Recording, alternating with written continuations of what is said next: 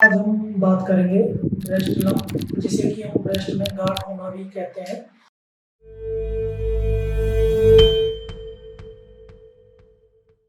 Breast lump जब होती है, यूजुअली दो प्रकार की ब्रेस्ट लंप हो सकती है। या तो वो कैंसरस हो सकती है, जिसकी संभावना 10-15% की होती है, या मोस्टली जो गांठ होती है वो नॉन कैंसरस होती है, जिसे हम बिनाइन ब्रेस्ट डिजीज बोलते हैं। बिनाइन ब्रेस्ट डिजीज जो यूजुअली होती है यंग एज ग्रुप में होती है, 15 से 40 साल की एज ग्रुप तक की फीमेल पेशेंट को ज़्यादा होती है।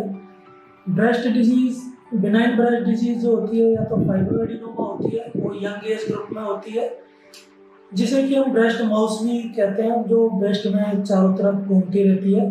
इसका इलाज सर्जिकली एक्सरसाइज करने से ख़त्म हो जाती है। दूसरी जो होती है फाइब्रोएडिनोसिस। फाइब्रोएडिनोसिस एक ऐसी डिजीज होती है कि ब्रेस्ट में लंप जैसा फील होता है पेशेंट को। कई बार पीरियड के टाइम पे पेशेंट को ब्रेस्ट में दर्द भी होता है। उसका कोई सर्जिकली एक्सरसाइज करने की ज़रूरत नहीं पड़ती है, मेडिकल मैनेजमेंट और दवाइयों से वो सही किया जा सकता है। तीसरा, जो ब्रेस्ट फीडिंग लेडीज होती है, ब्रेस्ट फीडिंग फीमेल्स होती है, तो उनमें ब्रेस्ट एब्सिस, ब्रेस्ट में पस पड़ना, मवाद पड़ना, वो भी एक गांठ की तरह दिखती है, जिसमें कि कई बार पेन होता है, फीवर आता है, रेडनेस हो जाती है।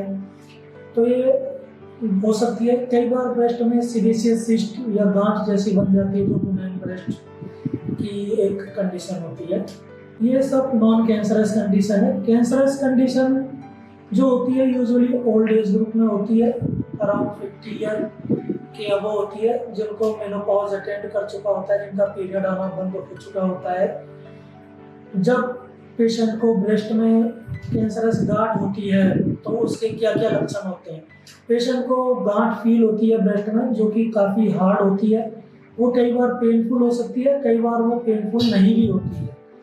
दूसरा जो होता है कि पेशेंट के निप्पल से ब्लडी डिस्चार्ज होता है, ब्लड टाइप का डिस्चार्ज निप्पल से हो सकता है, या उसका जो निप्पल होता है पीछे की तरफ रिट्रैक्ट हो जाता है, रिट्रैक्शन हो जाता है, इन्वर्ट हो जाता है निप्पल, वो भी ब्रेस्ट कैंसर का एक लक्षण होता है।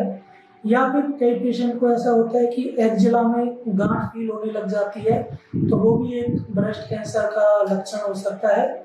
या फिर पेशेंट जो हमारे पास आता है कि उनको ब्रेस्ट में जो स्किन होती है उसकी कंडीशन, जैसे ऑरेंज में छोटे छोटे होल्स हो जाते हैं, उसकी पीली ऑरेंज अपीयरेंस होती है, तो वो हो जाता है। पेशेंट को कभी कभी वेट लॉस हो जाता है, या उनकी भूख में कमी हो जाती है। ये मुख्यतः कैंसर होने के मुख्य लक्षण होते हैं। किन पेशेंट में ब्रेस्ट कैंसर होने के चांस ज़्यादा होते हैं? यूजुअली जो breast cancer female patient, usually जो 50 ईयर से अबव होती है, उनको ज़्यादा चांस रहता है। जो एक कंडीशन होती है जेनेटिक या फैमिलियल जिसे बोलते हैं, अगर किसी पेशेंट की फैमिली में किसी को, माँ को या सिस्टर को या मासी को, किसी को ब्रेस्ट कैंसर है, तो उस फीमेल को ब्रेस्ट कैंसर होने के चांस 10 से 15% ज़्यादा होते हैं नॉर्मल पॉपुलेशन से कंपेयर करें तो। तीसरा जो होता है कि ब्रेस्ट कैंसर होने का कारण, अगर कोई फीमेल पेशेंट है, उसकी लेट मैरिज हो रही है, लेट बच्चे अगर उसको हो रहे हैं, बच्चे को अगर वो दूध नहीं पिलाती है, ब्रेस्ट फीड नहीं कराती है, या ऐसी फीमेल पेशेंट जिनके कोई बच्चा नहीं होता है, तो उसमें ब्रेस्ट कैंसर होने के चांस ज़्यादा होते हैं। कुछ फैक्टर ऐसे होते हैं जो मॉडिफाइबल होते हैं, जैसे कि कोई पेशेंट अगर स्मोकिंग कर रहा है, एल्कोहल ले रहा है, या फिर हार्मोन रिप्लेसमेंट थेरेपी जो मेनोपॉज के बाद कई पेशेंट लेते हैं, तो उसमें ब्रेस्ट कैंसर होने के चांस ज़्यादा होते हैं। धन्यवाद।